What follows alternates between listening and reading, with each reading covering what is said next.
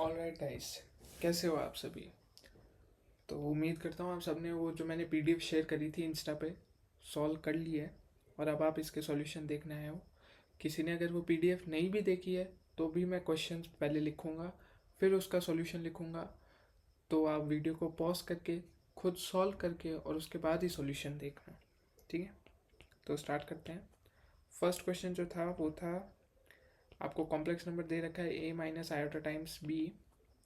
ए negative दे रखा है, बी पॉजिटिव दे रखा है और बताना है कि इसका प्रिंसिपल आर्गुमेंट क्या है, ठीक है। तो हम क्या करेंगे, प्रिंसिपल आर्गुमेंट पता करने के लिए सबसे पहले इसको आर्गन प्लेन में प्लॉट करेंगे। ए नेगेटिव है तो यानी कि ये इन दोनों में से किसी कोऑर्डिनेट बी पॉजिटिव, तो माइनस बी नेगेटिव, तो ये यहाँ हो गया, ठीक है। अब इसका प्रिंसिपल आर्गुमेंट, अच्छा, कोई अगर ये सोच रहा है कि ये इसका प्रिंसिपल आर्गुमेंट है तो वो ट्रिग्नोमेट्री के पर्सपेक्टिव से वो एंगल सही होता अगर हम ट्रिग्नोमेट्री पढ़ रहे होते तो। लेकिन क्योंकि कॉम्प्लेक्स में प्रिंसिपल आर्गुमेंट जो है वो केवल माइनस पाई से लेके क्लोज पाई तक डिफाइन होता है, तो ये नहीं होगा। तो इसका जो प्रिंसिपल आर्गुमेंट होगा वो क्या होगा, minus pi plus tan inverse mod of B by A, ठीक है। अब mod B by A minus से खुल जाएगा तो इसका नेट आंसर आ गया tan inverse B by A, ठीक है। ये इसका आंसर है। अब किसी ने अगर इसका आंसर ये लिखा है पाई प्लस टेन इनवर्स ये एंगल मॉड बी बाई ए, तो ये गलत है क्योंकि प्रिंसिपल आर्गुमेंट की रेंज यही होती है। इस क्वेश्चन से टेक अवे यही है, ठीक है। अच्छा, इजी क्वेश्चन था। फर्स्ट क्वेश्चन मैंने रखा ही इजी था, लेकिन फिर भी कंसेप्चुअल था, कुछ सिखा के गया सवाल। नेक्स्ट क्वेश्चन जो था वो था, आपको कॉम्प्लेक्स नंबर z दे रखा है X plus Y plus iota times X square plus Y square minus one, ठीक है। और इसका एम्पलीट्यूड दे रखा है z का 3π/4। हमें लोकस बताना है in terms of x and y, ठीक है। Find locus of x, y। तो देखिए इस सवाल को कैसे करेंगे, आपको कॉम्प्लेक्स नंबर दे रखा है और आपको उसका एम्पलीट्यूड दे रखा है, तो हमें लोकस क्या होता है एक्चुअली में, locus is relation between X and Y. कैसे कैसे एक्स वेरी करेगा, उसके साथ साथ कैसे कैसे वाई वेरी कर रहा है, या दोनों साथ में कैसे वेरी कर रहे हैं, वो डेटा पॉइंट्स क्या है, वही होता है लोकस। तो उस लोकस को अब हमें इसमें से इंफॉर्मेशन एक्सट्रैक्ट करनी है, तो वो कैसे करेंगे। एम्पलीट्यूड दे रखा है, केवल एम्पलीट्यूड ही दे रखा है, तो ये मन में पूरा विश्वास होना चाहिए कि मेरे को एम्पलीट्यूड पता है, मैं इस इन्फॉर्मेशन को जैसे ही यूज़ कर लूँगा मेरा आंसर 100% आएगा ही आएगा। अच्छा, कुछ लोग लोकस नाम देखते ही घबरा जाते, तो कुछ नहीं है, सबसे आसान लोकस होता है, ठीक है। लोकस निकालना तो 3π/4 है। अब इस इंफॉर्मेशन से क्या आप इंटरप्रेट करते हो, किसी का एम्पलीट्यूड 3π/4 है तो वो फॉर श्योर सेकेंड क्वाड्रेंट में होगा, ठीक है। तो सेकेंड क्वाड्रेंट में है तो इसका मतलब क्या है, जो कि हमने पिछले वाले सवाल में करा भी था कि उसका जो रियल पार्ट है वो नेगेटिव होगा, यानी कि हम इंफॉर्मेशन एक्सट्रैक्ट कर रहे हैं। तो क्या क्या इंफॉर्मेशन आई कि रियल पार्ट इज नेगेटिव, एक इंफॉर्मेशन। दूसरी इंफॉर्मेशन जो इमेजिनरी पार्ट है वो पॉजिटिव होगा, ठीक है। थर्ड इंफॉर्मेशन, अरे इसकी एग्जैक्ट वैल्यू भी तो दे रखी है, वो भी तो यूज़ करनी है, तो ये एंगल हमारा आ गया π/4, ठीक है। तो ये कैसे यूज़ होगा, इन दोनों की वैल्यू सेम होगी, 10π/4 is 1, so -1 is negative of minus of x plus Y. ये थर्ड इंफॉर्मेशन आ गई।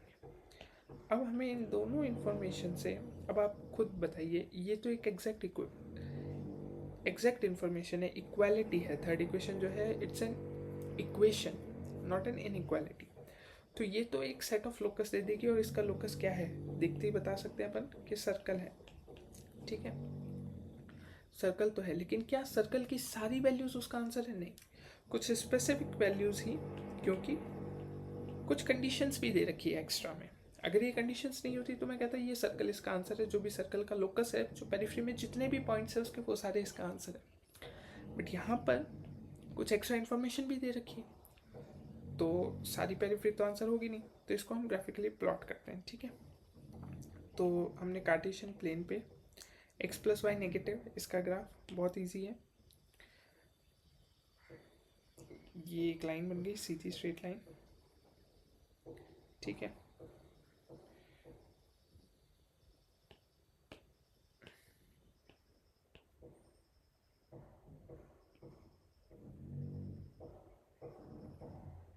ये स्ट्रेट लाइन बन गई।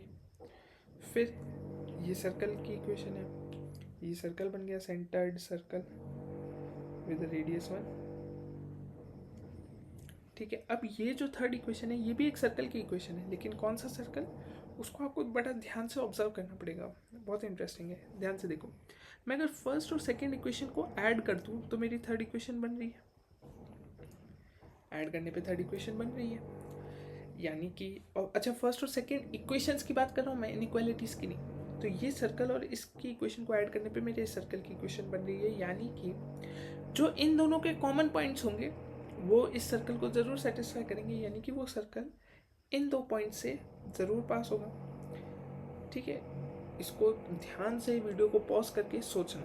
भाई अगर आपने कहा एक्स कोई पॉइंट इस लाइन पे सेटिस्फाई करता है तो मतलब एक्स प्लस वाई इज 0, और इस पे भी सेटिस्फाई करता है, यानी कि इस सर्कल की जो इक्वेशन है वो भी 0 है, यानी कि ये भी 0 है, तो ये भी 0 है, एक्स प्लस वाई भी 0 है, और X square plus Y square minus 1 भी 0 है, तो ये भी 0, ये भी 0, तो 0 इक्वल टू 0 होता है, तो यानी कि ये थर्ड इक्वेशन को भी सेटिस्फाई करेगा। समझ पा रहे हो? ठीक है, तो वो इन दोनों पॉइंट से तो पास करेगा, और उसका हम सेंटर भी जानते हैं, तो सेंटर उसका क्या होगा, इसका सेंटर हमें निकालना आता ही है, तो -12 कोमा -12। ठीक है, तो उसका सेंटर कहीं यहाँ होगा, इन दोनों से पास करेगा, तो हम ये हमारा थर्ड सर्कल बन गया। ठीक है, ये इधर से पास कर रहा है। तो अब आंसर क्या है, आंसर है, आप यहाँ से देखो, इसको हमने इक्वेशन को प्लॉट करा है, इनइक्वालिटी को नहीं। एक्स प्लस वाई नेगेटिव कहाँ होगा, ये हमने पार्टीशन लगाया ना लाइन, इसके इधर वाला जितना भी रीजन है वो सारा एक्स प्लस वाई नेगेटिव है, और ये पॉजिटिव कहाँ होगा, ये रेड वाले सर्कल के बाहर का रीजन, और इसके इस साइड का रीजन रेड वाले सर्कल के बाहर का रीजन, यानी कि ये जो रीजन है, ये रीजन। ठीक है, ये हमारा फर्स्ट और सेकंड कंडीशन को सेटिस्फाई करता है। लेकिन जो थर्ड कंडीशन है वो एक इक्वालिटी है, वो कहती है कि जो ग्रीन वाला सर्कल पे जो पॉइंट्स है वो आंसर है, लेकिन सारे नहीं, केवल कुछ स्पेसिफिक पॉइंट्स है। तो जो नेट आंसर होगा हमारा वो क्या है,